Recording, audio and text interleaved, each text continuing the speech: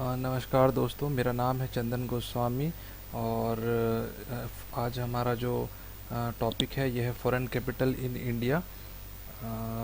देखिए, मैं कोई भी लेक्चर इस हिसाब से पढ़ाने की कोशिश करता हूँ कि जो मेरा वीडियो देख रहा है वो ब्लैंक है, उसे कोई भी खास जानकारी नहीं है। अ, इसलिए मैं पहले थोड़ा सा आप लोग को बेसिक चीज़ें बता देता हूँ इंटरनेशनल अकाउंटिंग के बारे में, कि इंटरनेशनल अकाउंट्स में जो बैलेंस ऑफ पेमेंट बनता है, जिसे भुगतान संतुलन कहते हैं। इसके बारे में आप लोग को ब्रीफ जानकारी दे देता हूँ।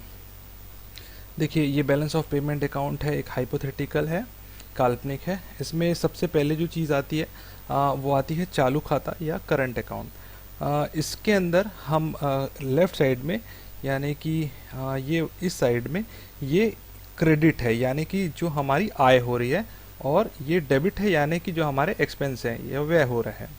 तो क्रेडिट साइड में यहाँ पर देखिए, जो हमने वस्तुएं एक्सपोर्ट करी, सर्विसेज एक्सपोर्ट किए, फॉरेन में जो निवेश किया था उससे जो आय प्राप्त हुई, सिर्फ आय ना, जो इन्वेस्टमेंट किया है हमने, मान लीजिए हमने यूनाइटेड स्टेट्स में जनरल मोटर्स के शेयर्स खरीदे थे और उससे हमें डिविडेंड प्राप्त हुआ, तो वो हमारी इनकम हो गई, वो इनकम।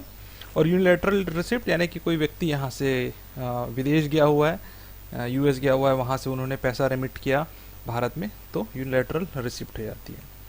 इस तरफ अगर देखेंगे तो वो वस्तुएं जो हमने इंपोर्ट करी हैं, सर्विसेज इंपोर्ट करे हैं, कोई विदेशी व्यक्ति ने भारत में निवेश किया था और उससे जो उसको आय प्राप्त हुई है, और कोई व्यक्ति बाहर से आया है दूसरे देश से और यहाँ से जो पेमेंट अपने देश में भेजा, ये सारे आते हैं करंट अकाउंट ट्रांजैक्शंस में। दूसरे पार्ट में कैपिटल अकाउंट ट्रांजैक्शन। इसमें क्या होता है, लॉन्ग टर्म्स बोरिंग, यानी लंबे अवधि के लिए जो हमने लोन लिया हुआ है। शॉर्ट टर्म बोरिंग, यानी जो कम समय के लिए हम लोगों ने लोन लिया हुआ है, यह हमारे देश में निवेश हुआ है। और जो एसेट्स हैं उसे हमने विदेशी बाज़ार में अगर बेचा हो, सोने को, तो उससे जो आय प्राप्त हुई है वो कैपिटल ट्रांजैक्शंस में आती है। सिमिलरली यहाँ पर जो हमारे देश के लोगों ने विदेशों में जो निवेश किया होगा वो लंबे समय के लिए लॉन्ग टर्म लैंडिंग है। शॉर्ट टर्म लैंडिंग जो कम समय के लिए है, ट्रेजरी बिल्स वगैरह में, और या फिर हमने सोना खरीदा हो अंतर्राष्ट्रीय बाजार से। तो देखिए, बैलेंस ऑफ पेमेंट हमेशा बैलेंस इसलिए होता है क्योंकि मान लीजिए भारत की एक कंपनी है टाटा मोटर्स, इसने एक कार बेची जापान में। जापान में उसे मान लीजिए 100 येन मिले, ठीक है, हाइपोथेटिकल फिगर, 100 येन, जापान की करेंसी येन। तो 100 येन कहाँ पे आएगा, यहाँ पर क्रेडिट में, रिसिप्ट में हमें प्राप्त हुआ है। अब टाटा मोटर्स के पास क्या ऑप्शन बचते हैं? सबसे पहला ऑप्शन है कि वो 100 येन जो मिले हैं उस येन का वहां पर सोनी कंपनी से कुछ सामान ले ले, ठीक है, उदाहरण के तौर पर, या किसी भी और कंपनी से वहां पर सामान ले ले। उस कंडीशन में क्या होगा, जो हमारा एक्सपोर्ट है उतना ही इंपोर्ट बढ़ जाएगा और बैलेंस ऑफ पेमेंट बैलेंस हो जाएगा। दूसरा क्या कर सकता है, उस 100 येन का, उस 100 येन से जापान में किसी कंपनी के, टोयोटा के या होंडा के शेयर्स खरीद ले, या वहां निवेश कर ले, ठीक है, या वहां के बैंक में जमा कर दे।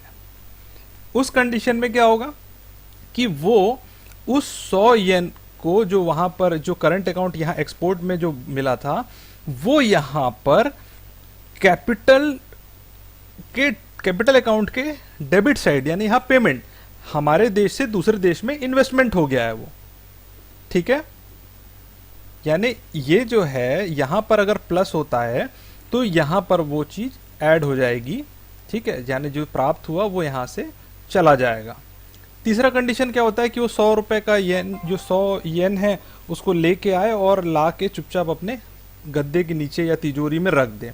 उस कंडीशन में क्या होगा, हम ये मानेंगे कि उस व्यक्ति ने, टाटा मोटर्स ने, जापानीज येन में निवेश किया हुआ है, और जापानीज येन में निवेश, जो उसकी करेंसी में उसने निवेश किया, उस करेंसी को खरीदा है, वो एक निवेश है, और उस कंडीशन में भी वो कैपिटल ट्रांजैक्शन के यहां पर ऐड हो जाएगा, ठीक है। तो तीनों ही कंडीशन में अगर यहां एक्सपोर्ट बढ़ता है तो उसका भरपाई जो होता है वो इस कैपिटल अकाउंट में बढ़ोतरी से होता है, यानी हमारे देश का कैपिटल आउटफ्लो हो जाता है उसमें, ठीक है। सिमिलरली अगर हमारा इंपोर्ट बढ़ता है तो वो कंपनसेट होगा कैपिटल ट्रांजैक्शन इधर क्रेडिट साइड से, यानी कि अगर हमने ज्यादा वस्तुएं इंपोर्ट करी है तो हमारे देश में कैपिटल भी आएगा, ठीक है, कैपिटल अकाउंट ट्रांजैक्शन।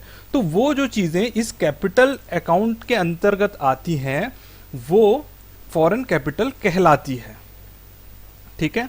इसमें बेसिक क्या क्या चीजें होती हैं उसके बारे में हम चर्चा करते हैं, लेकिन इस चीज को आपको समझना जरूरी है कि जब भी भारत में पूंजी आती है तो इसका मतलब क्या होगा कि हमारे इंपोर्ट्स बढ़ेंगे, हमारे आयात बढ़ेंगे, ठीक है। अब देखिए फॉरेन कैपिटल किन किन माध्यमों से आ सकता है, ठीक है। पहले फॉरेन इन्वेस्टमेंट। फॉरेन इन्वेस्टमेंट क्या होता है, जब एक कंपनी या एक व्यक्ति दूसरे देश में दूसरे देश के एसेट्स यानी कि संपत्तियों का ओनरशिप लेता है, या ओनरशिप के अलावा वो उसमें से कुछ हिस्सेदारी लेता है, तो वो जो चीज़ें हैं वो चीज़ें फॉरेन इन्वेस्टमेंट कहलाती है।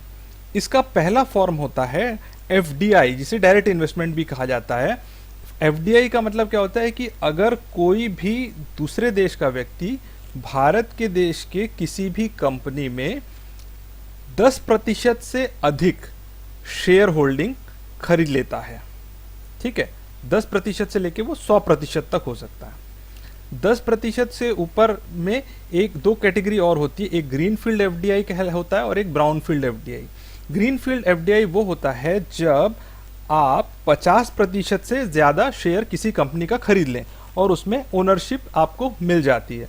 जब आपको ओनरशिप मिल जाएगी तो इसका मतलब क्या होगा कि उन्होंने इस कंपनी को खरीद लिया है, इसमें मेन शेयर होल्डिंग उनका है। इसके होने से क्या होता है कि सिर्फ पैसे के अलावा वहाँ से टेक्नोलॉजिकल नो हाउ जो जिसे कहते हैं कि वहाँ से टेक्निक्स भी आएंगी, वहाँ से एक्सपर्ट्स उनके एम्प्लॉय आएंगे जो यहाँ पर आके बाकी चीज़ों में डेवलप करेंगे, और ये बहुत ही फायदेमंद होता है। इससे टोटल जो मार्केट है, मार्केट अपग्रेड होने के चांसेस होते हैं। दूसरा होता है ब्राउन फील्ड एफडीआई, जिसमें निवेश होता है किसी कंपनी में, वो 10% से लेके 50% के बीच में होता है। इस कंडीशन में सिर्फ पैसा ही आने की संभावनाएं होती है, टेक्नोलॉजी ये सारे ट्रांसफर होने की संभावनाएं कम हो जाती हैं, ठीक है। दूसरा फॉर्म होता है इनडायरेक्ट इन्वेस्टमेंट का। इनडायरेक्ट इन्वेस्टमेंट को हम एफआईआई या एफपीआई के माध्यम से हम उसको देश में लेके आते हैं। एफपीआई या एफआईआई क्या होता है, इसके अंतर्गत जो हमारे स्टॉक्स हैं, जैसे हमें अगर मान लीजिए हमें कोई विदेशी कंपनी पसंद है, वॉल्ट डिज्नी पसंद है, या फोर्ड पसंद है, या जनरल मोटर्स पसंद है, तो एप्पल वगैरह वगैरह, तो हम क्या करेंगे यहाँ पर, अब हम डायरेक्ट तो निवेश नहीं कर सकते, हम क्या करेंगे यहाँ पर जो म्यूचुअल फंड्स हैं, जैसे मैंने पिछले वीडियोज़ में बताया था कि मोतीलाल ओसवाल नैस्डैक फंड है, तो नैस्डैक एक स्टॉक मार्केट है जिसमें जितनी भी कंपनियां लिस्टेड हैं उस में से जो नैस्डैक में जो जितनी कंपनियां हैं उन कंपनियों में निवेश होगा अलग अलग प्रोपोर्शन में। आप ये समझिए कि हम यहाँ से क्या करेंगे, मोतीलाल ओसवाल का शेयर, मोतीलाल ओसवाल के म्यूचुअल फंड में निवेश करेंगे और वो पैसा हमारा वॉल्ट डिज्नी और फोर्ड और एप्पल ये सारी कंपनियों में इनडायरेक्ट रूट से वो करेगा। इसमें एक मिडिल मैन आ जाता है जो यहाँ पे है मोतीलाल ओसवाल। तो एफआईआईस के थ्रू भी निवेश किया सकता है। भारत में अगर कोई विदेशी निवेश करता है एफआईआईस के माध्यम से तो वो किसी भी कंपनी के टोटल हिस्से का 10% तक ही कर सकता है, उसके ऊपर वो एफडीआई में काउंट होगा और उसके अलग प्रोसीजर चालू हो जाता है, ठीक है। इसके बाद अगला जो पॉइंट आता है जिसके थ्रू भारत में कैपिटल आ सकता है वो है फॉरेन डेट, ठीक है। इसको कई लोग डेप्ट बोलते हैं लेकिन वो गलत प्रोनाउंसिएशन है, डेट होता है वो। इसका मतलब विदेशी ऋण। विदेशी ऋण यानी अगर भारत के देश की कोई कंपनी, कोई इंडिविजुअल या सरकार अगर विदेश से ऋण लेती है, दूसरे देशों के बैंक से या वित्तीय संस्थानों से अगर ऋण लेती है तो उसे फॉरेन डेट कहा जाता है, ठीक है। इसके अलावा जो एक और फॉर्म है कैपिटल आने का वो है ग्रांट, यानी कि जो विकसित देश हैं वो कई दफ़े विकासशील देशों को कुछ वित्तीय सहायता करते हैं ग्रांट्स की। ये लीजिए आप स्कूल बनाइए, आप इंफ्रास्ट्रक्चर डेवलप कीजिए, रोड्स बनाइए, इन सब चीज़ों के लिए विदेशों से ग्रांट्स आता है जो भी एक फॉर्म ऑफ कैपिटल है, उस पूंजी का हम प्रयोग कर सकते हैं।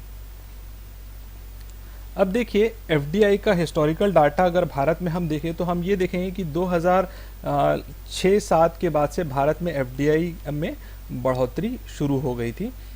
इसके बाद कई ज़्यादातर सालों में एफडीआई पॉजिटिव में रहा, यानी कि विदेशी निवेश आया है भारत में। सिर्फ ये 2 ही साल हैं, ये 2 ही साल हैं जिसमें एफडीआई जो है वो नेगेटिव में रहा है।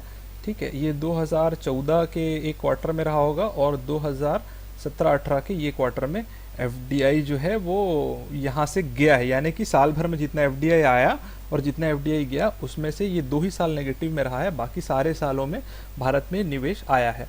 इसके पीछे कारण ये कि भारत एक बहुत तेज़ी से बढ़ने वाली अर्थव्यवस्था है, और बीच में तो ये दुनिया में सबसे फास्ट ग्रोइंग इकोनॉमीज थी। अभी हालांकि थोड़ा पिछड़ गई है, लेकिन हम रिकवर कर लेंगे ऐसी उम्मीद है। तो एफडीआई आने की वजह से भारत में रहन सहन बहुत चेंज हुआ है। एक समय में जब मैं छोटा था तो उस समय जब बजाज सुपर लेने के लिए एक स्कूटर थी, उसको लेने के लिए आप पहले बुकिंग कराते थे, 2 साल बाद आपको स्कूटर डिलीवर होता था, और बहुत सारा वो था। आपको अगर मोबाइल टेलीफोन कनेक्शन लेना है तो साल भर का समय लगता था। लेकिन विदेशी कंपनियों के आने की वजह से अब हमें बहुत बेहतर टेक्नोलॉजी मिलने लग गई है, मोबाइल फ़ोन्स में, स्कूटर्स में, हर चीज़ में। तो जब एफडीआई आता है साथ में टेक्नोलॉजी भी लेके आता है, और इससे ओवरऑल कस्टमर को कहीं ना कहीं बेनिफिट ज़रूर मिलता है। लेकिन ओवरऑल अर्थव्यवस्था में लॉन्ग टर्म में, लंबे समय में दिक्कतें भी आ सकती है, उसके बारे में हम चर्चा करेंगे अभी। ये देखिए, ये विदेशी ऋण का डेटा है। विदेशी ऋण भारत में पिछले कई सालों में बढ़ता जा रहा है। देखिए, ऋण लेना कोई बुरी बात नहीं है, ठीक है। हमें अगर अपनी आय को बढ़ानी है तो हमें कहीं ना कहीं ऋण लेना ही पड़ता है। जैसे आप कोई अपना बिजनेस बढ़ाना चाहते हैं या नौकरी के साथ आप और कहीं निवेश करना चाहते हैं तो आपको ऋण लेना ही पड़ेगा। पर ध्यान देने वाली बात ये कि आप जो ऋण ले रहे हैं उसमें जितना ब्याज दे रहे हैं उससे ज़्यादा आपको उस निवेश से रिटर्न्स प्राप्त होने चाहिए, लाभ उससे ज़्यादा प्राप्त होना चाहिए, तभी वो ऋण किसी काम का है। वरना आप एक जाल में फंस जाएंगे, इसे डेट ट्रैप कहा जाता है, उस जाल में फंस जाते हैं। तो भारत में जो फॉरेन डेट है वो फ़िलहाल कुछ सालों में बढ़ रही है, और ठीक है, ये ग्रोथ के लिए काम भी आता है। इसके नेगेटिव पहलू अपनी जगह हैं, पर ग्रोथ में ये काम आता है। ये देखिए, मर्केंटलिज्म की बात करते हैं। ये इंडियन इकोनॉमिक सर्विसेज में ये सवाल मर्केंटलिज्म के बारे में अक्सर पूछा जाता है, इसलिए मैंने ये स्लाइड ऐड करी है। देखिए, मर्केंटलिज्म क्या होता है कि पहले ज़माने में जो राजा महाराजा होते थे वो क्या करते थे, उनका उद्देश्य ये होता था कि आप वस्तुएं, जो फिनिश्ड प्रोडक्ट्स हैं, जो निर्मित वस्तु हैं, उसको दूसरे देशों में बेचिए और बदले में सोना चांदी उस देश से लाके अपने खजाने में भरिए। जैसा कि इंग्लैंड ने किया भारत के साथ, वहाँ हमको अपने फिनिश्ड कपड़े वो बेचते थे और यहाँ से पूरा सोना चांदी जो वेल्थ है वो लेकर अपने देश में चले जाते थे। अर्थशास्त्र ये मानता है कि व्यक्ति का वेलफेयर तब होता है जब व्यक्ति ज़्यादा उपभोग करे, ज़्यादा वस्तुओं का सेवन करे, ठीक है। उसके बाद बहुत सारी चॉइसेस होनी चाहिए, अच्छी क्वालिटी के उसके पास प्रोडक्ट होने चाहिए, तो व्यक्ति का वेलफेयर होता है, ठीक है। ये इकोनॉमिक्स मानता है। लेकिन मर्केंटलिज्म इसके विपरीत क्या बोलता है, आप वस्तुएं बेचो और बदले में खजाना जमा करते जाओ। आज के ज़माने में भी सारी दुनिया में अगर आप देखेंगे कि जो मर्केंटलिज्म है वो आज भी ज़िंदा है। हर देश ये चाहता है कि वो ज़्यादा से ज़्यादा माल एक्सपोर्ट करे, और ज़्यादा से ज़्यादा जब वो एक्सपोर्ट करेगा, तो आपको पहले स्लाइड में मैंने बताया था कि जब आपके एक्सपोर्ट बढ़ेंगे तो आपका कैपिटल जो है वो जाएगा दूसरे देशों में, आएगा नहीं, ठीक है, वो जाएगा दूसरे देशों में। तो मर्केंटलिज्म की अगर हम बात करें, और मैं भी कुछ हद तक इस चीज़ से सहमत हूँ, ठीक है। इसमें देखिए, हर अर्थशास्त्री का अलग अलग व्यू हो सकता है। मेरा भी ये मानना है कि जब हम ज़्यादा एक्सपोर्ट करेंगे और तो हमारा वेलफेयर होगा। मैं इस बात से सहमत हूँ। देखिए, इसमें आपके और मेरे विचार अलग अलग हो सकते हैं क्योंकि हर आदमी अलग अलग तरीके से सोचता है, पर मैं इस चीज़ से सहमत हूँ, ठीक है। तो बेसिकली मर्केंटलिज्म यही होता है कि आप सामान बेचिए और बदले में खजाना जमा करते जाइए, ठीक।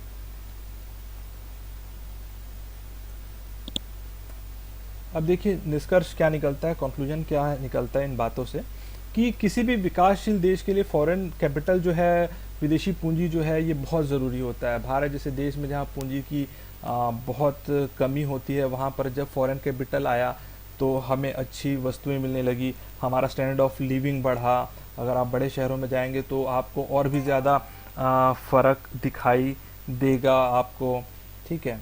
और दूसरा ये चीज़, दूसरा पॉइंट जो है ये मैंने भारत और चाइना दोनों की तुलनात्मक अध्ययन की वजह से मैंने डाला कि किसी भी देश के लिए बेनिफिशियल ये होता है कि वो पहले अपने देश की इंडस्ट्रीज़ को मजबूत करे और उसके बाद विदेशी जो पूंजी है उसको अपने देश में बुलाए, ताकि उसकी जो घरेलू इंडस्ट्री है वो बर्बाद ना हो जाए। जैसे आप देखिए कि चाइना में एक कंपनी है अलीबाबा, आपने नाम सुना होगा, जैक मा उनके जो फाउंडर हैं वो बहुत मशहूर पर्सनैलिटी हैं।